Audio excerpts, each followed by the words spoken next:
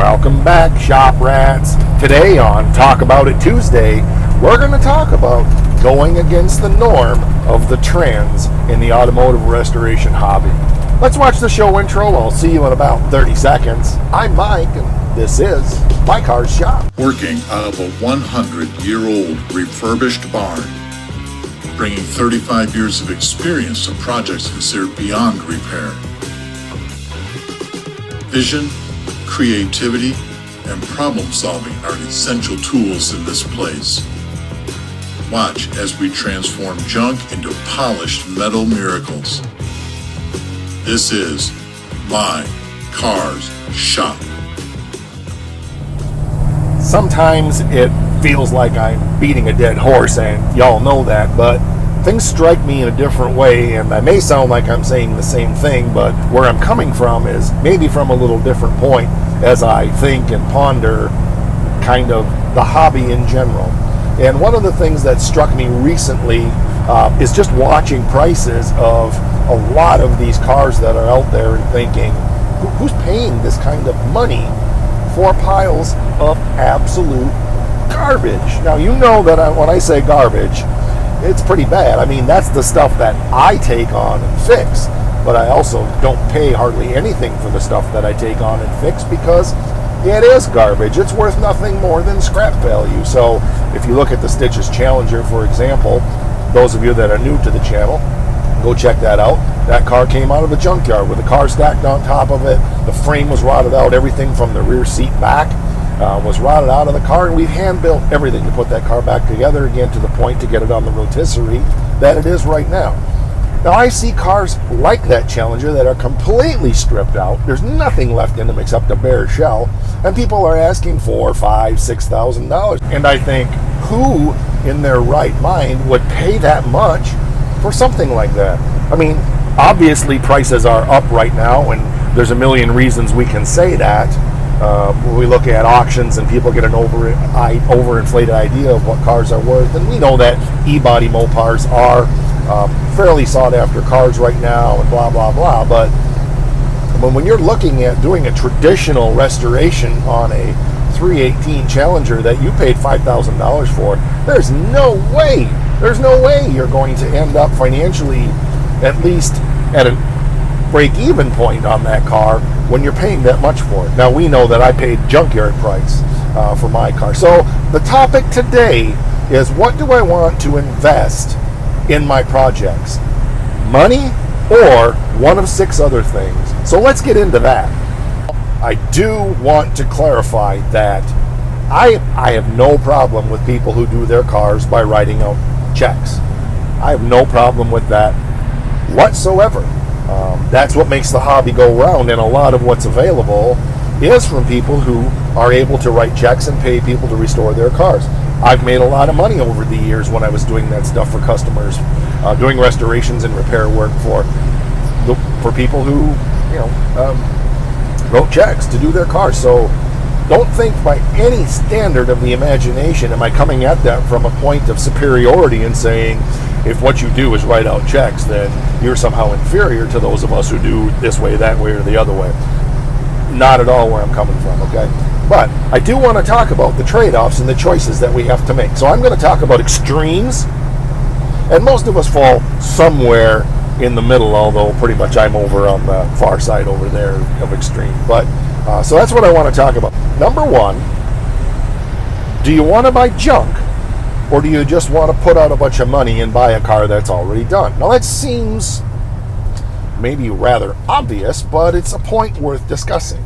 And there's more to it than you might think. So, for example, for myself, it's easy to come up with small little bites of money, just the same way I do projects, and bite off little financial bites at a time as I'm doing a project. So I buy things like the $300 Stitches Challenger to go ahead and get those projects at a price that I can afford, and take on projects that others have deemed beyond repair. But it's worth considering up front. How do you want to do it?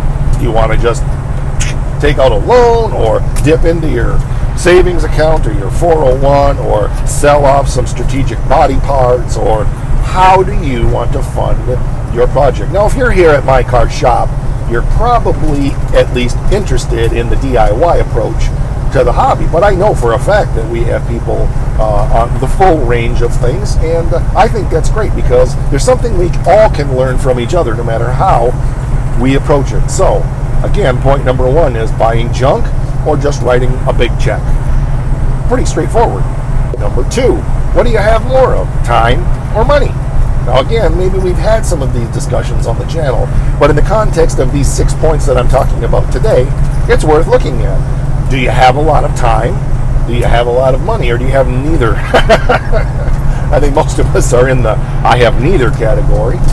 But if you're going to go the hard route and like I do stuff and fabricate, I mean, you have to be realistic. It's going to take time.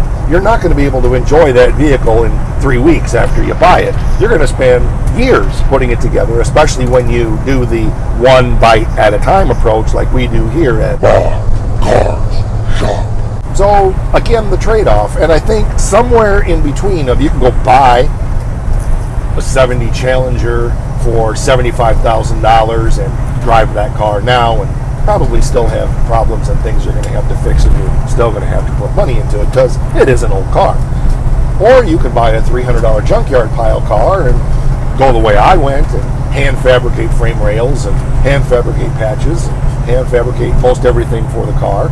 Or you can go somewhere in between and buy a $300 pile and buy your parts and put it together that way, or buy a nicer car and do some work.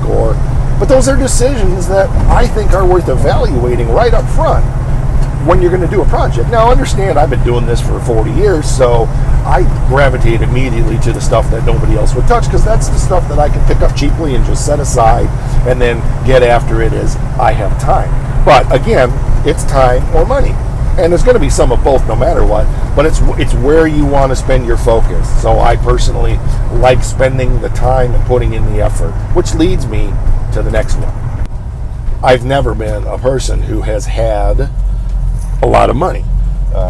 And that's no excuses, no victim here. It's just been the reality of my life that there's been a few times in life when I've done pretty well and then other times when I haven't. But overall, I grew up in an average middle-class family with not a lot of money, and I always kind of did things the hard way. And what I had determined early on was, since I don't have a lot of money, let's get the skills that we need to do these projects. So it comes down to skills or money, okay? And I chose to take the path of, as much as possible, developing the skills so that I could do the cars. For example, I could never afford, even back in the day when a decent paint job cost $1,000, that might as well have been $10,000 or $20,000. It was beyond me. So I learned how to do paint work, and I've continued to develop that skill over the years. I was a certified mechanic back in the day, so the wrenching side of things has always come fairly natural, and I was professionally trained as a mechanic. But I also worked in body shops to learn skills, and I always took the attitude of, if I'm going to do projects like this, I'm going to have the skills to do it if I don't have the money to pay somebody. Now again, we all fall somewhere in between. But I chose to learn and I chose to develop those skills. And I did it in a unique way because I usually did the work for somebody else before I ever did it for myself. I always figured if I'm going to learn a skill, I want to get paid to learn it rather than pay to learn it. But again, those are things you need to decide for yourself. No way's right or wrong. What matters the most to you? As one fellow told me, whom I have quite a bit of respect for, is I would rather spend time in my business earning the money and pay somebody else to restore this vehicle that I've got. Fair enough. Let me be that guy, right? I'll take your big fat checks. So skills or money is a valid decision. These are not in any particular order, but they do kind of build on each other to a point, because the next one kind of goes hand in hand with buying junk, spending the time developing the skills, is tools. If you're going to do it the hard way, well, I'm not sure either way is easy. So let me backpedal on that one. That's an unfair statement. If you're going to go the hands-on DIY way, it's going to require tools. I made that decision again. I'm going back to the Stitches Challenger to up my game a little bit early in the pandemic, and I ordered some tools that I had used before but never owned, the bead roller and a sheet metal brake. I did it the old-fashioned way with a hammer and a dolly and a block of wood and stuff like that, but I decided to go ahead and step that game up because I knew I wanted to make those frame rails by hand, and the easiest way to do that was to have that bead roller and be able to tip those edges on the frame rails and stuff like that. So rather than going out and buying rare frame rails for the Challenger, which were, I don't know, $1,000 for the pair or whatever it was at the time, I chose to go ahead and spend a few $100s on some really cheap garbage sheet metal brake and a low dollar, not low quality, although it's not the greatest quality in the world, bead roller and shrinker stretcher and some stuff like that, because I wanted to push the envelope. I'd never done a complete frame rail like I did, done pieces and patches, but I'd never done a complete unibody frame rail, and I wanted to push myself and see, can I do it? So if all that didn't work, what would be the big deal, right? I'd just go out and buy a frame rail and put it in the car. But I think it did work. But I made that choice. I made that choice to go ahead and spend some money on some tools, a smaller amount, than if I poured money into buying just off-the-shelf parts. Again, that may seem like a no-brainer here on the channel, but in the bigger context of everything, it's something that we really want to think about. It's something that we really, there's a buddy of mine in his Jeep, actually in his wife's Jeep, we really want to think about when we are, where do I want to focus? Do I want to land somewhere in the middle? How much skill do I want to develop versus how many tools do I need? And how much money do I want to spend on tools versus replacement parts? And it's all things to consider.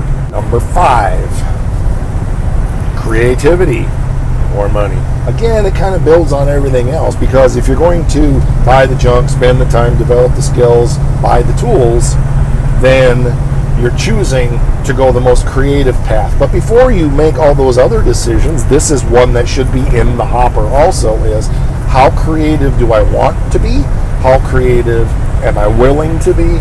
And how creative can I be? Can I think outside the box? Or am I one of those people that says, there's a box? What are you talking about? I tend to be that way. Box?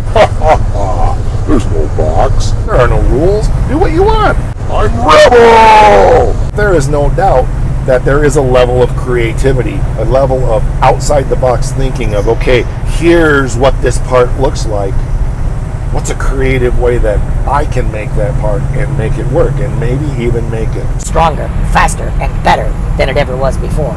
So you got to be honest with yourself about how much creativity you know you have, how much creativity you think you can develop, and how much creativity you're willing to implement. How far outside of the rules are you willing to go? And then you balance that against the money and make a decision. And again, no matter what, there's no right or wrong. It's just what you choose. And our 6th and final point, and it's one that may seem rather, well, duh, I didn't think of that, because when I was putting this list together, and yes, I actually wrote a note down,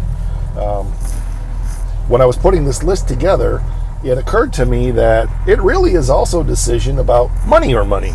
Now, that may seem a little strange, but let me elaborate on that after I get through this intersection so I don't die. Purposely chose the back way so I could do this video, because I knew it was going to be a more involved video, and I'm not driving a vehicle that is as easy to drive as some of the Mini Coopers as I am in Scoops today. But anyway, money, more money. So at the end of the day, the bottom line is there's no escaping the fact that you're going to have to spend some money.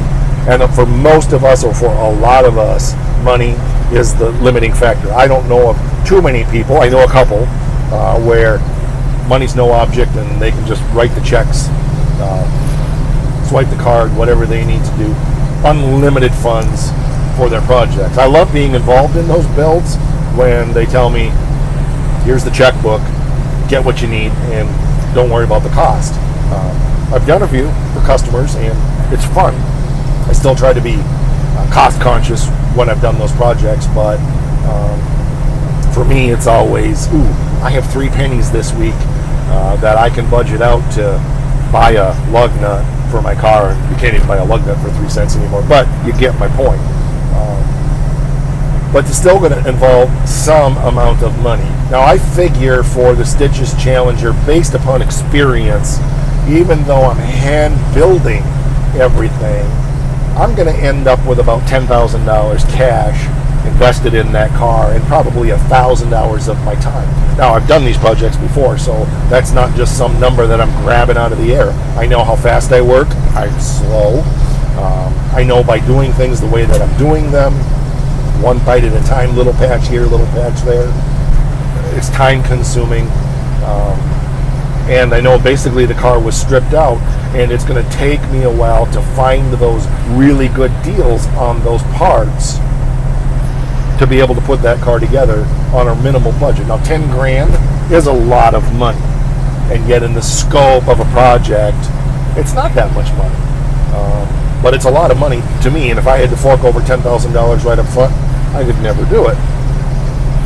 But to end up with a car that turns out like that 69 Charger, painted and done for about $10,000, I think it's worth it, because it's a car that I could sell for, I don't know, 30, 40 grand maybe. Big block, 4-speed, triple black, Challenger. I think that car is worth the investment of time. Now, will I ever sell it? No, because that car's slated to go to one of my kids when it's done, when I'm gone. If they don't want it, they can sell it. But again, based upon what I have invested in the other cars that are much further along, that's realistic. So one little bite at a time to get there, or one big chunk, or somewhere in between, it's all part of the decision of how am I going to spend the money, where's the money going to come from, and how fast am I going to spend it, in what amounts am I going to spend it, in what chunks do I want to spend it, how patient am I willing to be to continue to look for those super deals, like that brand new rear bumper that I got that was a takeoff that had a couple minor blemishes, that's perfect for a driver car like Stitches, and I got it for over half off the price of a new bumper. Just one example. But you got to be ready to move when you find those things, and I'm always looking at what am I working on right now, what do I need for this right now, and what can I budget out right now to be able to buy those things. For example, okay, I bought the plastic handles for the 4-speed shifter for the pistol grip because, well, I could, and it was cool, and I wanted them. But buying that shifter adapter and buying those shift rods, that took me 3 or 4 weeks to scrape together the money out of my budget to be able to order those little small items to be able to move forward. So again, it's all part of the one bite at a time. So number 6 was money or money. I never want to be a discouragement. I always want to be an encouragement, but I also want to be realistic in what it takes. So I hope I'm accomplishing that for you. A little bit of patience, Grasshopper. A little bit of patience. You'll get there. It's just a matter of managing your expectations, managing your resources, and making some decisions up front about how you're going to approach a project. Bottom line for me is, if you're not enjoying the journey and if all you want is the finished product, then you're probably going to gravitate more towards the money side and just spend the money if you really, really, really want to do one of these projects. I mean, let's face it, we always find the money to do whatever it is that we want to do. And for me, I don't want just one car. I like having multiple cars because, face it, I'm ADHD. Here. I'm all over the place, as my mother used to say, like horse on a wagon wheel. I hope this is encouraging. Share your experience down there in the comments. I always like to find creative topics for these Talk About It Tuesdays, some good discussion starters, and y'all seem to really appreciate them, so thanks for being here. I appreciate it. We're over on the Face thing. We're on Instant Grandma. She loves us. She makes us cookies and stuff. We're here on the You thing, so like, subscribe, share. Go over to the community tab, share some discussion. Go over to the Facebook page and share your project. We also have a fabricators group on Facebook. It's called MKS Fabrication and Metalwork or something like that. You can check that out, and it's a members only area, so we'll be happy to bring you into that. There's one more thing I meant to tell you, and I forgot.